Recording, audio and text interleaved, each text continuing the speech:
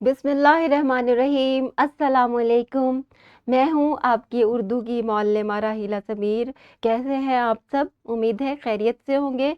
आज हम पढ़ रहे हैं उर्दू बराए जमात हफ्तम और आज इसका तीसरा सबक हम पढ़ रहे हैं जिसका उन्वान है सिपाही मकबूल हुसैन। लेक्चर नंबर 2 है। आज इसमें हम क्या पढ़ेंगे? इससे पहले कि हम कुछ पढ़ें, हम कुछ इस्लामी नुक्ता नज़र से बात कर लेते हैं। आज की अहम बात यह है, रसूल अल्लाह सल्लल्लाहु अलैहि वसल्लम ने फरमाया, अल्लाह ताला से आफियत का और मुआफ़ी का सवाल करो। मौत के बाद आफियत से बढ़कर किसी के लिए कोई भलाई नहीं है। तिरमिज़ी की हदीस है 28-21।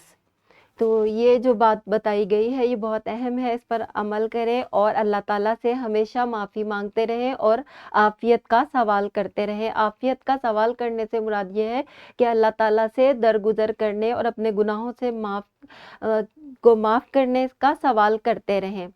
चलते हैं आज के सबक की तरफ। आज हमारा हासिलात ताल्लुम है साबके और लाहिके की मदद से अल्फाज साजी कर सके। और साबके और लाहिके क्या होते हैं ये आज हम आपको बताएंगे। इससे पहले कि हम आपको बताएं कि साबके और लाहिके क्या होते हैं, एक सरगर्मी कर लेते हैं।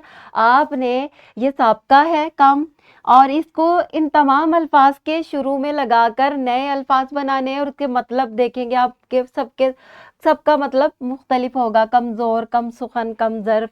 लगाएं ज़रा ये एक्टिविटी करें।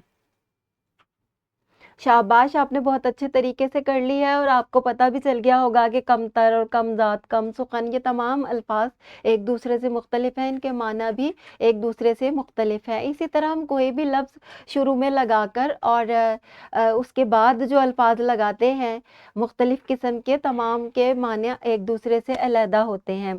आज हम पढ़ लेते हैं साबके और लाहिके। आज हम इसकी तारीफ भी देखेंगे और इसे मिसालों से भी समझने की कोशिश करेंगे कि ये है क्या। सबसे पहले हम साबका देख लेते हैं। ऐसे हरूफ या अल्फाज जो किसी लफ्ज़ से पहले लगाए जाएं और इस लफ्ज़ के माना में तब्दीली पैदा करें, साबके कहलाते हैं। याद रखिएगा, साबके का मतलब भी पहले होता है, यानी कि किसी भी लफ्ज़ के पहले जो लफ्ज़ लगता है उसको साबका कहते हैं। ठीक है, यहाँ पर एक साबका है खुद। ठीक है, इसको शुरू में लगाएंगे। ये देखिए, खुद ब खुद, खुद इख्तियार, खुद परस्ती, खुद पसंद, खुद साख्ता, खुददार। ये खुद जो है ये साबका है और ये तमाम अल्फाज इसके आगे लगाए गए हैं और ये जो है इस तमाम के मतलब जो हैं वो एक दूसरे से अलहदा हैं। इसी तरह हम कोई भी साबका लगा के उससे आगे मुख्तलिफ अल्फाज लगा के नए अल्फाज बना सकते हैं।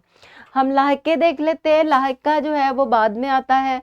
ये तमाम लाहिके हैं, मंद भी, दान भी, खाना भी। इससे बहुत सारे अल्फाज आखिर शुरू में इसके लगाएंगे और इसे आखिर में लगाएंगे तो मुख्तलिफ किस्म के अल्फाज बन जाते हैं।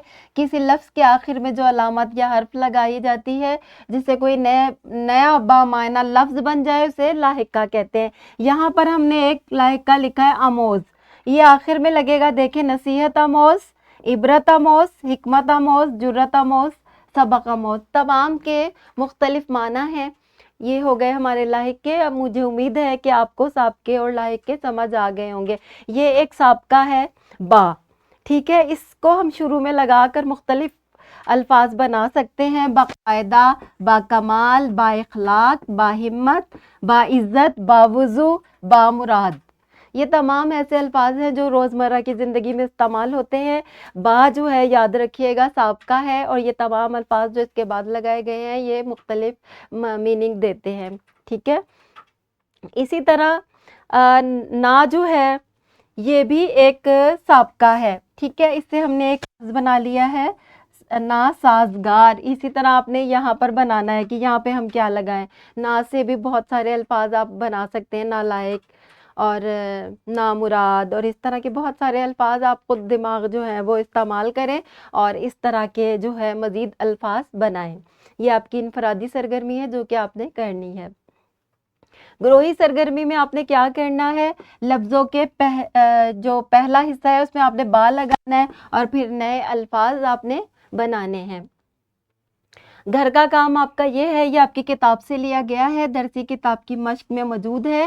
ان تمام الفاظ کو آپ نے دیکھ لینا ہے کہ کون سا سابقہ ہے اور کون سا لاحق کا ہے، اسے آپ نے 3 الفاظ بنانے ہیں اور آپ نے ان کے جملے بھی بنائے، اسے استعمال کریں، اس کی میننگ دیکھیں کہ ان الفاظ کے کیا مطالب ہیں۔